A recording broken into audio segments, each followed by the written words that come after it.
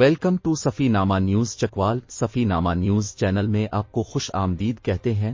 خبر شامل کرتے چکوال سے راجہ وسیم کی اس رپورٹ میں وسیم تازہ ترین صورتحال سے آگاہ کرے تو چلتے ہیں آج کی خبر کی جانب۔ خبر شامل کرتے ہیں چکوال سے راجہ وسیم کی اس رپورٹ میں انسانی حقوق کی تنظیم کی میڈم ڈپٹی کمشنر چکوال قرات العین ملک سے ملاقات۔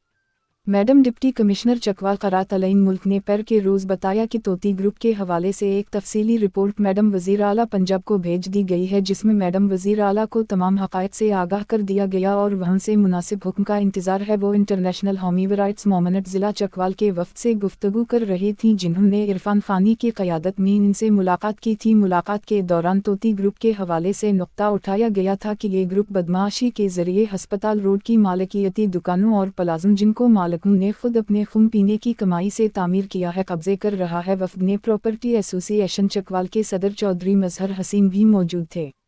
International human rights movement Chakwal کے ضلعی اور تحصیلی سینئر عہدیداران کا ایک وفد ڈپٹی کمشنر چکوال محترمہ قرات العین ملک سے تعارفی ملاقات کے لیے ان کے دفتر پہنچا۔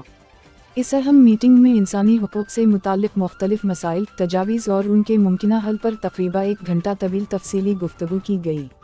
ڈپٹی کمشنر محترمہ قرات العین ملک نے وفد کی جانب سے اٹھائے گئے تمام مسائل کو نہایت سنجیدگی سے سنا اور فوری طور پر متعلقہ محکموں اور افسران کو ہدایت جاری کی کہ ان مسائل کے حل کے لیے فوری اقدامات اٹھائے جائیں۔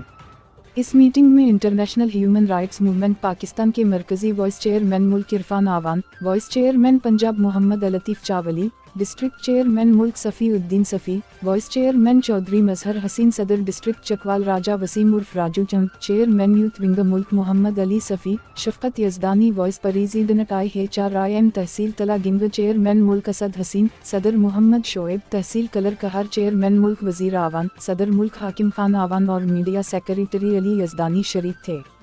ملاقات کے دوران انسانی حقوق کی خلاف ورزیوں کے بڑھتے ہوئے مسائل پر تفصیلی گفتگو ہوئی اور وفد نے ان مسائل کی نشاندہی کی جن کا سامنا عوام کو ضلعی اور تحصیل سطح پر ہو رہا ہے۔ انہوں نے بنیادی انسانی حقوق جیسے کہ تعلیم، صحت، انصاف اور سوشل ویلفیئر سے متعلقہ مسائل کو بھی زیر بحث لایا اور ان کے فوری حل کی تجاویز پیش کیں۔ ڈپٹی کمشنر چکوال محترمہ قرات العین ملک نے وفد کے ساتھ اپنے خیالات کا اظہار کرتے ہوئے کہا کہ ضلعی انتظامیہ انسانی حقوق کے تحفظ کے لیے مکمل طور پر پرعزم ہے اور ہر ممکنہ اقدامات اٹھائے جائیں گے تاکہ عوام کو ان کے حقوق کے تحفظ کا بھرپور احساس ہو۔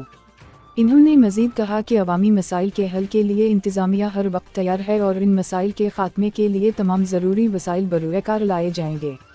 وفد نے ڈپٹی کمشنر چکوال کا شکریہ ادا کرتے ہوئے اس امید کا اظہار کیا کہ ان کی قیادت میں چکوال میں انسانی حقوق کے تحفظ کے لیے مثبت تبدیلیاں آئیں گی اور عوام کو درپیش مسائل حل ہوں گے۔ اس ملاقات میں موجود موومنٹ کے عہدیداران نے انسانی حقوق کے فروغ اور ان کی پاسداری کے لیے اپنی کاوشوں کو مزید مضبوط کرنے کے عزم کا اعادہ کیا۔